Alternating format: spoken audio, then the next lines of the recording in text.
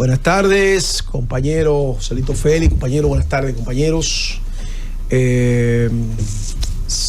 Acá estamos para nuestro comentario en el día correspondiente al día de hoy. Yo quiero hablar sobre lo que uno percibe de los movimientos que se vienen haciendo alrededor de el interés del gobierno de hacer una reforma fiscal, pero no por la vía correspondiente. ¿Cuál es la vía correspondiente? Enviar ese proyecto al Congreso de la República. Y esto tiene que llamar poderosamente la atención del liderazgo político, social y empresarial del país. Nosotros estamos viendo que el gobierno dominicano tiene un gran endeudamiento. Nosotros estamos viendo una crisis eléctrica y lo percibimos con las llamadas de nuestros oyentes de una crisis eléctrica galopante que no se sostiene en los barrios de la capital y del interior del país. Y todo eso entonces es un tema de dinero, es un tema de ingresos fiscales que indiscutiblemente, al parecer, el gobierno no lo puede obtener por la vía de los tributos. Y entonces esto plantea la necesidad de que el gobierno se sincerice, comience a hacer recortes dentro de sus propios gastos, dejando solamente los gastos más importantes, reduciendo gastos superfluos y haciendo entonces del gasto público un gasto de mayor calidad. Estamos viendo que el gasto corriente ha aumentado de manera, vamos a decir, importante, versus que el gasto de capital ha disminuido. Cuando nosotros hablamos de gasto de capital, estamos hablando de obras, estamos hablando de hospitales, carreteras, escuelas. Estamos en definitiva hablando de la verdadera calidad del gasto de la administración pública. Aquel gasto que deja huellas, aquel gasto que deja un puente, que deja una escuela, que deja un camino vecinal, que deja una autopista, que deja una vía. Ese es el gasto importante que hay que valorar en un gobierno. Entonces estamos viendo un gobierno que está haciendo cosas que uno se entera a través de los medios de comunicación, especialmente de los periódicos. Y a eso nos estamos refiriendo a lo último que pasó con el decreto 3025, que venía a jugar una especie de un decreto que venía a sustituir el papel de la ley, que es el método por el cual se crean los impuestos en la República Dominicana. Indiscutiblemente que, al parecer, al gobierno le están faltando los recursos para poder llevar a cabo el gasto necesario de sostener una administración pública que dé satisfacción a los ciudadanos. Lo que nosotros no entendemos es por qué al día de hoy no ha existido esa sinceridad para explicarle al país de que con los gastos, con los dineros que hay, que el gobierno recauda, no es suficiente para poder llevar a cabo las responsabilidades que tiene el gobierno frente a la población. Vemos, y la gente lo pide a través de su llamada, vemos en pueblos obras que no se culminan, vemos calles que no se culminan, vemos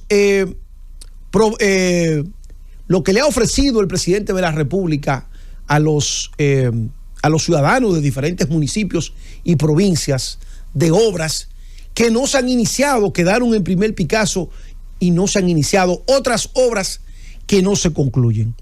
Cuando nosotros vemos el tema de los apagones, estamos viendo ahí realmente que esos apagones son apagones financieros.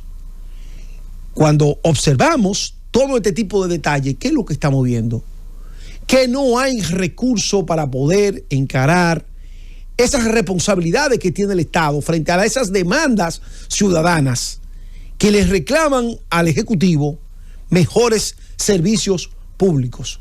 Si nos vamos al 911, lo mismo. Si nos vamos al metro, también lo mismo, con un servicio deficiente y que se ve ya sumamente deteriorado. Al final del día, todo eso es falta de recursos. No nos llamemos engaño. No nos llamemos a engaño, falta de recursos. Y esos recursos el gobierno no lo tiene a disposición porque le está faltando en el presupuesto, tiene un déficit, y para poder cubrir ese déficit, entonces tiene que endeudarse.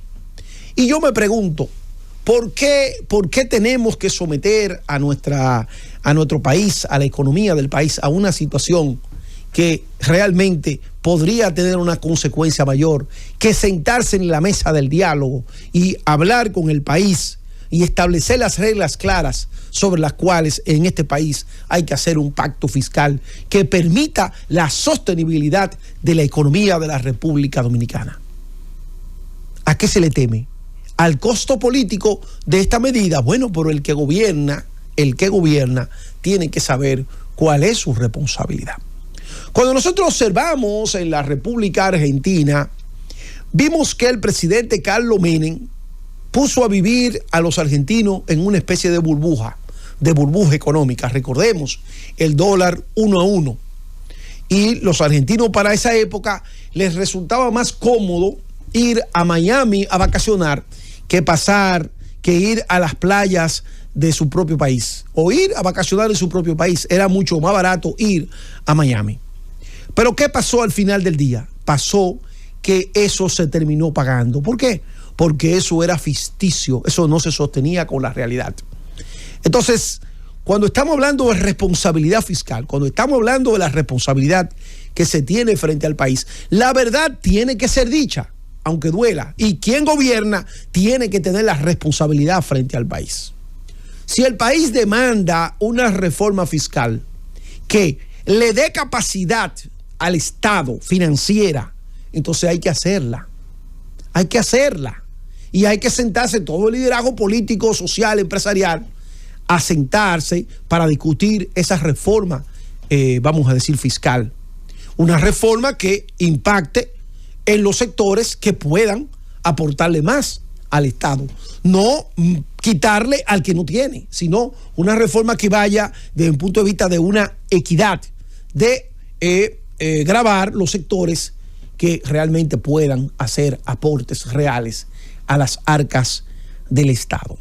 Pero vivir en esta zozobra de que nos despertamos, que un día vino una medida, que otro día vino otra medida, como por ejemplo, hace poco llamó aquí el director de la DGC.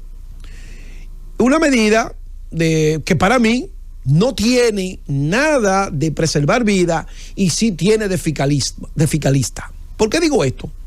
Porque cuando usted va en la carretera, en las principales autopistas del país, la del este, la del sur, la del norte, y usted por alguna razón circula a una alta velocidad, cuando usted le ponen el radar, usted lo detienen, usted se para a la derecha y le preguntan, ¿usted iba a tanta velocidad? Entonces ya el agente tiene la capacidad de ver si usted está bajo los efectos del alcohol, bajo los efectos de otras sustancias.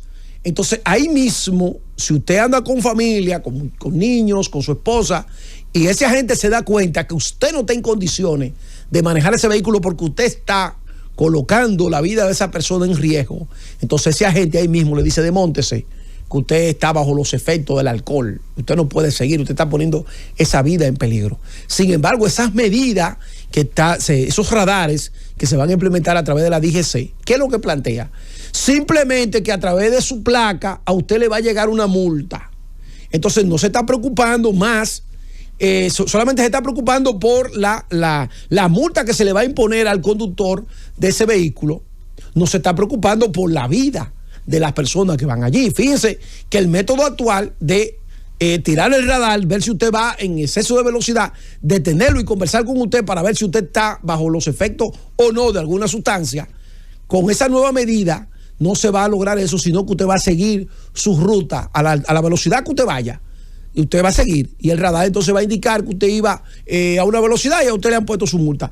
Lo que indica que es una medida totalmente fiscalista. O sea, una forma para el Estado recibir dinero por esa vía sin la necesidad de tener que someterse a una reforma fiscal. Indiscutiblemente que acá de lo que se trata es de que el gobierno, tal cual como dijo el expresidente Danilo Medina, está en un callejón sin salida. Y si está en un callejón sin salida, el gobierno tiene que buscarle la salida.